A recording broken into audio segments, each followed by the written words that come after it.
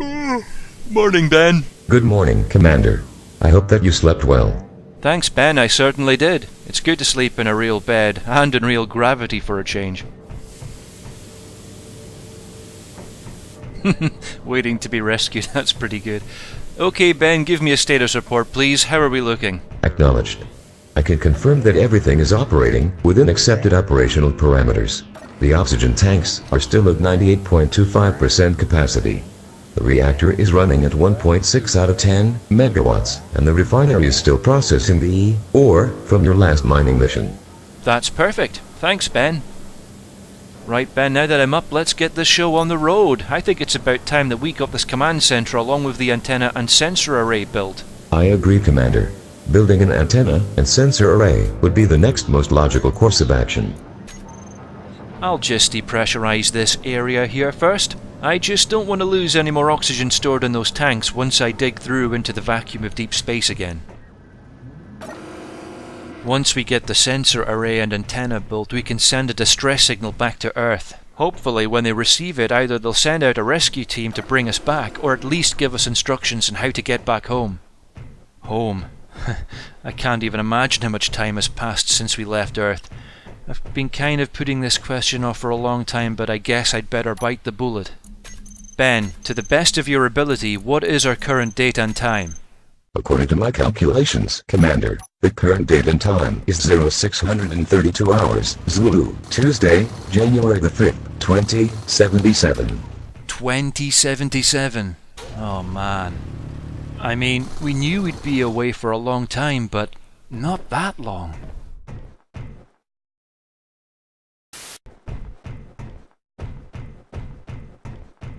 The handy thing about these stairs is exercise. And I'm actually getting used to this now, so I'll probably bump up the artificial gravity generator to a full 1 Earth G relatively soon. Okay, let's get this vertical corridor built, and once that's done I shall use the grinder to remove that light armor block above it, and then I'll use the hand drill to dig through the rock, which should bring us through to the surface of the asteroid. Well, that's providing I've done my calculations correctly, of course.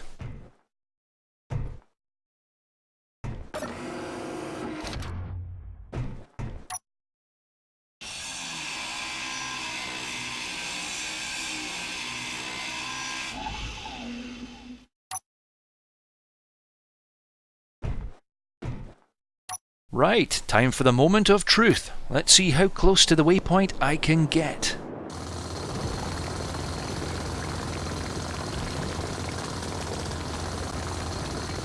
And we're through! Nicely done. Check that out, Ben. We've made it through to the surface. Well done, Commander. You have emerged from the asteroid surface within 4 meters of the active waypoint. An impressive feat, given your lack of any prior engineering experience. Yay, thanks, Ben. I think.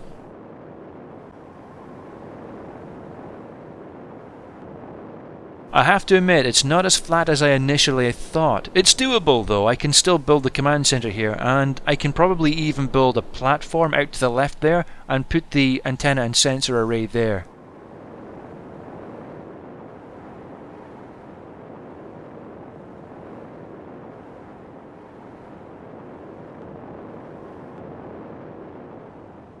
I'll only extend the gravity field to this stairwell here. I'll keep the command center as 0G and use the jetpack to travel to and from it.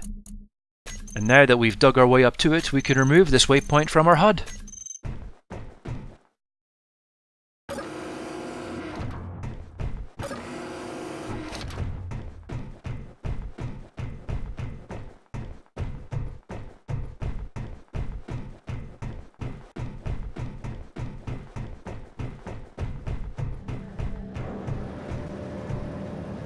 That's perfect. That 0.0 that's showing on the air vent there, that shows us that the entire section of the asteroid base that leads up to the door next to the exit I've just dug out can be sealed and pressurized.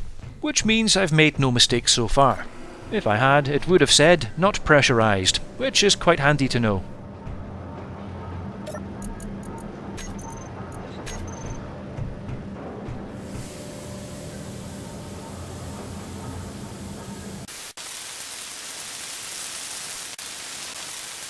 Damn, these things take a long time to weld.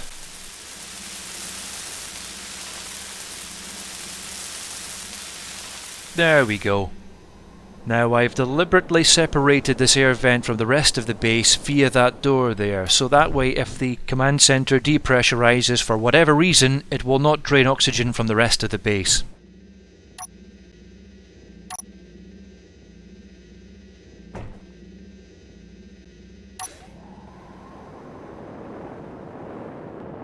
That yellow warning light is just temporary. I'll remove it once the construction is complete.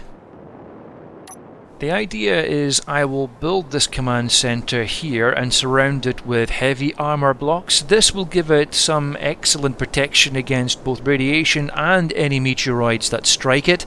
And once that's done, I'll be building the platform to the left of it there, which I intend to stick the antenna and sensor array on. At the moment we've got a good view of Earth and the Sol system from this location, but I'm conscious of the fact that this asteroid is slowly spinning and also it's in orbit around the star, so we've only got a very limited window of opportunity here before Earth and the Sol system disappears from view behind the asteroid again.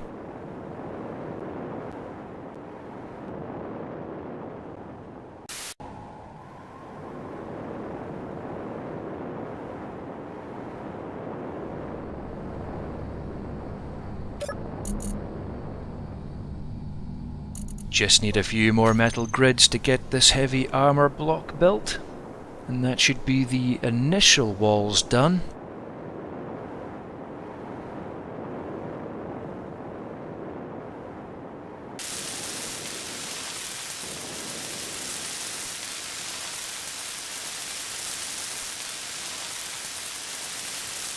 There we go. Right, let's move back and take a look at it so far. Yeah, it's slowly taking shape now. The only thing is though, I'm going to need a lot more metal grids to get the rest of the armor blocks done.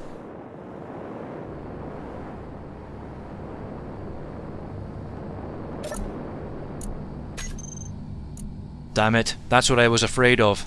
We're going to need a lot more nickel and cobalt in order to get these metal grids fabricated in the assembler. Now, I have some cobalt stored in the rescue ship from when I went mining earlier. So that just leaves nickel, but we can find some more by going on another mining mission using the Grazer.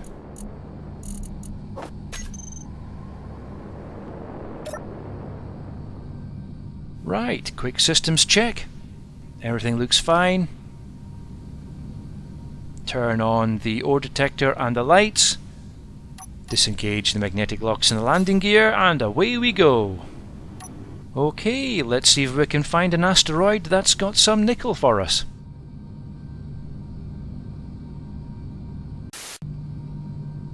Well, that definitely looks like gold up ahead, but does it have any nickel?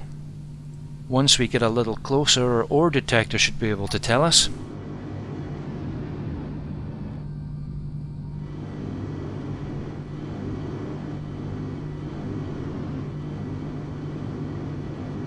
Aha, yes, that's just what we're looking for.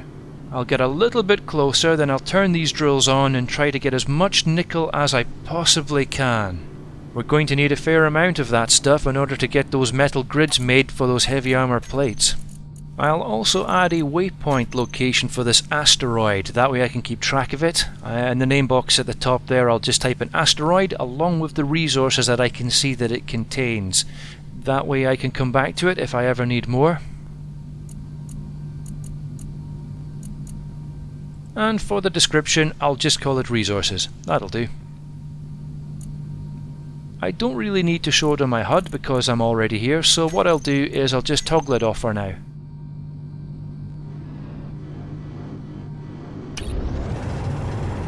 Earlier today, Ben asked to delete these audio and visual logs I've been keeping in order to save space. I said no, of course. I've actually been recording since the mission began. Initially I didn't even realise the camera was still on.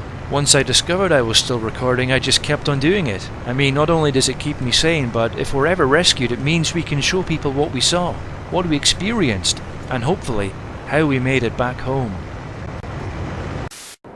Just the blocks on the roof to go now. Looks like we're on the final stretch. Meteor inbound. What? A meteor? Where? Oh shit! Ben! What the hell is going on? I almost got hit by a meteor out here. I mean, seriously, a little more warning wouldn't have gone amiss. Apologies, Commander. The sensor suite used by your spacesuit is very basic and has trouble detecting anything beyond 200 meters. 200 meters? That's tiny! I can attempt to boost the sensor range and add a warning on your HUD, but this will require you to place your onboard personal computer and helmet into the assembler. Yeah, of course it is. Copy that, Ben. I'm heading in now. The last thing I want to do is get brained by a high-speed meteoroid. Thankfully, that meteoroid missed any structures and was only moving at approximately 110 meters per second, so very little damage has been done to the surrounding asteroid.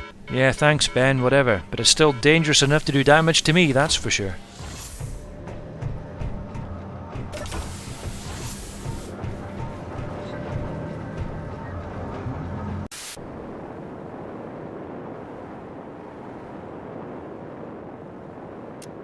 Just to confirm, Ben, I take it we still have a good view of Earth and the Solar System from this location, correct?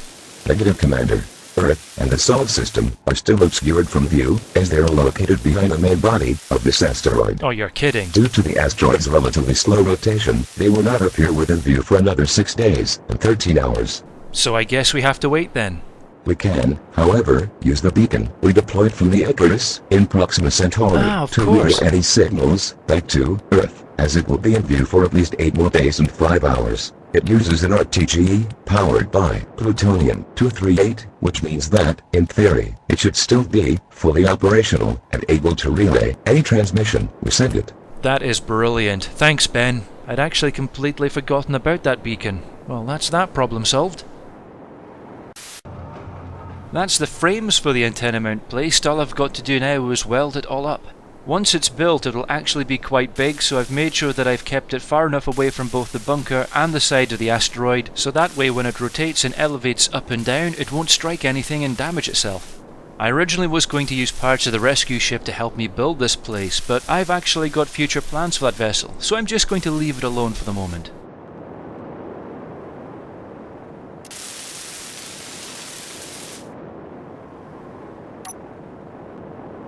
Looking good so far. It looks far enough away from everything else, so here's hoping. And best of all, it still has a good view of the rest of the stars and space around us. Excellent.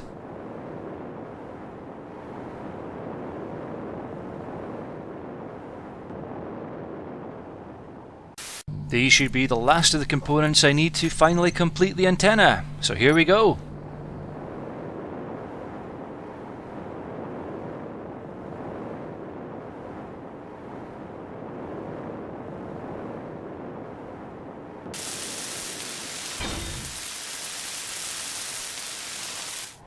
Perfect. Now let's go and take a look at this thing.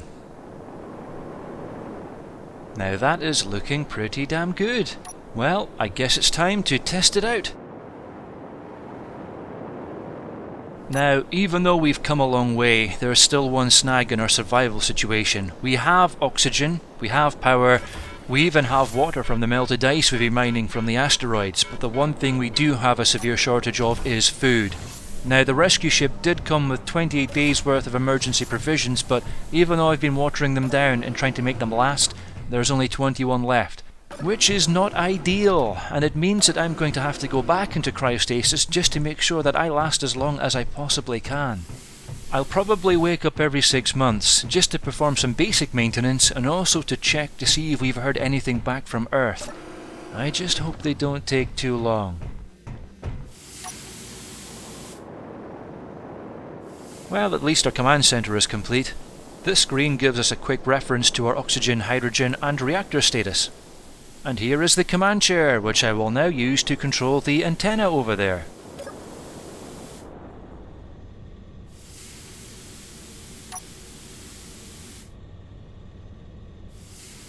Okay, let's test out the rotation.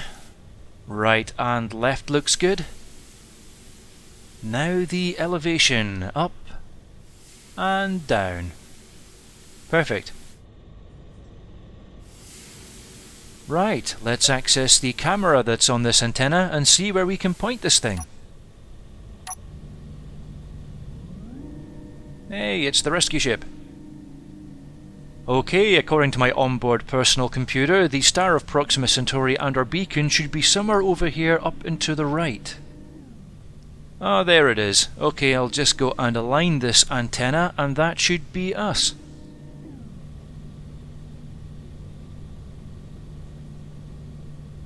Perfect. Right on target. Distress signal sent. Now the thing is, because of the great distances involved, it's probably going to be at least 8 to 10 years before I even get a reply back. And that's being optimistic and even assuming we'll get a reply. Anyway, it's best not to think about that right now. Ben, I'm about to enter cryostasis for 6 months. In the meantime, I need you to run this facility for me automatically. I have also given you a list of specific responsibilities that you are to follow in my absence. Do you understand them, Ben? Affirmative, Commander. Once you are in cryostasis, I will continue to send a distress signal to Earth in the Sol system, both directly or via the beacon at Proxima Centauri every hour, where applicable, for the next 28 days. I will also use the antenna to scan the Alpha Centauri star system, and also conduct remote mining operations using the Grazer Mark I. That's perfect. Thanks, Ben. Right, time to use this new cryo chamber. I'll see you in 6 months' time, Ben. This is Commander Robertson, signing off. Acknowledged, Commander. I will revive you again in 6 months' time. Sleep well, and I look forward to working with you again soon. Likewise. Good night, Ben. Now, I've never used one of these newer design cryo chambers before, so I don't really know how this thing works. Ah, it needs to be activated manually. Okay, here we go.